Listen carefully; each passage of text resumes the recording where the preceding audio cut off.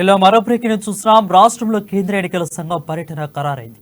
October 3 నుంచి 3 రోజుల పాటు ఈసీ బృందం పర్యటించనుంది. రాజకీయ పార్టీలతో కేంద్ర ఎన్నికల సంఘం అధికారులు భేటీ కానున్నారు. రానున్న అసెంబ్లీ ఎన్నికలపై అన్ని రాజకీయ పార్టీలతో ఎన్నికల సంఘం అధికారులు చర్చించనున్నారు. తెలంగాణలోని మొత్తం 33 జిల్లాల ఎన్నికల అధికారులు, ఎస్పీలతో అధికారులు భేటీ కానున్నారు.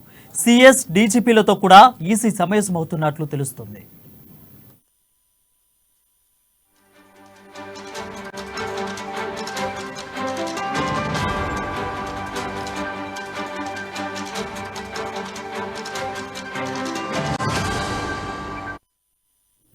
బ్రేకింగ్ న్యూస్ చూస్తున్నాం. రాష్ట్రంలో కేంద్ర ఎన్నికల సంఘం పర్యటన ఖరారైంది.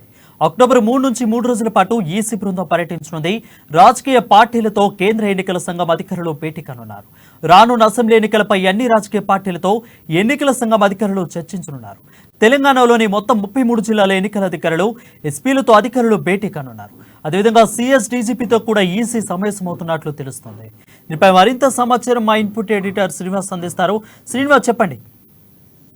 వరుణ్, ఏదైతే రాష్ట్రంలో ఎన్నికలకు సంబంధించి హడావిడైతే మొదలైందని చెప్పొచ్చు.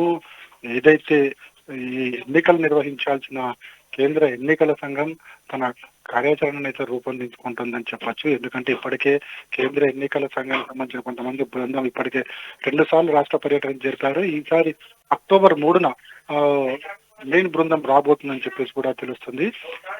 ఈ ఈసీ ఎవరైతే ఈసీ ఎన్నికల సంఘం అధికారి వికాస్ రాజ్ ఉన్నారో, వికాస్ రాజ్ ఆదేశంతో ఈ బృందం తెలంగాణకు అక్టోబర్ 3న రాబోతుంది. 3 రోజుల పాటు ఈ బృందం రాష్ట్రంలో పర్యటించబోతుంది. అంటే పర్యటనతో పాటుగా 3 రోజుల పాటు 3 ప్రోగ్రామ్స్ పెట్టుకుంది. మొదటి రోజు ఏదైతుందో మొదటి రోజున రాజకీయ పార్టీలతో సమీక్ష నిర్వహించబోతున్నారని చెప్పొచ్చు. ఎందుకంటే రాజకీయ పార్టీలతో ముందుగా సమీక్ష నిర్వహించిన తర్వాత వాళ్ళ నుంచి వచ్చే ఫిర్యాదులు ఏవైతే ఉంటాయో ఫిర్యాదును తీసుకోవడము, అదేవిధంగా ఏదైతే ఓటర్స్ అప్డేట్ అయ్యిందా లేదా, అదేవిధంగా ఓటర్స్ నమోదుకు సంబంధించి పార్టీల నుంచి ఉన్న అదే ఫిర్యాదులు కావచ్చు, అదేవిధంగా ఎన్నికలకు సంబంధించి ఏదైతే ఎన్నికల పోలింగ్ స్టేషన్స్ ఉంటాయో పోలింగ్ స్టేషన్ సంబంధించి వాళ్ళకి వివరాలు అందించడంతో పాటుగా ఎంతమంది ఓటర్స్ ఉన్నారు, అదేవిధంగా అందులో ఏ జాబితా కొత్తగా వచ్చిన ఓటర్లు ఎంతమంది వాళ్ళ దృష్టికి తీసుకుపోయే అవకాశం ఉంది.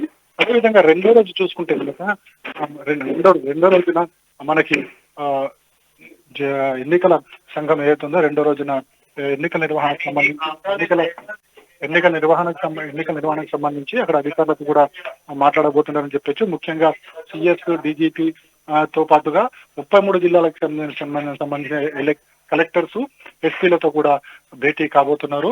అయితే ప్రధానంగా జిల్లాలకు సంబంధించి అక్కడున్న పరిస్థితులు, అదేవిధంగా పోలింగ్ స్టేషన్ సంబంధించిన వివరాలు, అదేవిధంగా పోలింగ్ కి సంబంధించి ఎంతమంది సిబ్బంది రావాలి అన్న అంశాల మీద చర్చించబోతున్నట్లు చర్చిస్తారు. అదేవిధంగా మనకి 3వ రోజున క్షేత్రస్థాయి సిబ్బంది ఎవరైతే క్షేత్రస్థాయి సిబ్బంది ఉంటారో వాళ్ళతో కూడా సమావేశం కావాలని చెప్పేసి, అదేవిధంగా ముఖ్యంగా ఓటర్లను చైతన్యపరిచే కార్యక్రమం ఏ విధంగా తీసుకోబోతున్నారు అనేది ఇక్కడ సమీక్షించబోతున్నారు. ఎందుకంటే ముఖ్యంగా క్షేత్రస్థాయి సమీక్ష ఓటర్లు చైతన్య కార్యక్రమం అంటే అందరూ కూడా ఓటు వేసేందుకు ప్రతి ఒక్క ఓటరు కూడా రావాలి, ఓటరు వచ్చేందుకు ఏ విధమైన చైతన్య కార్యక్రమాలు చేపట్టాలి అన్న అంశాలన్నిటి మీద కూడా 3 రోజుల పాటు ఈ సిఈసి బృందం వివిధ రకాలుగా అధికారులతోని, అదేవిధంగా రాజకీయ పార్టీలతోని, అదేవిధంగా స్వచ్ఛంద సంస్థలతో కూడా భేటీ కాబోతారు. ఆ తర్వాత మనకి వాస్తవంగా చూస్తే అక్టోబర్ 10 లోపల ఎన్నికలకు సంబంధించి ఒక కోడ్ రావాల్సిన అవసరం ఉంది. ఎందుకంటే కొద్ది రోజుల క్రితం మంత్రి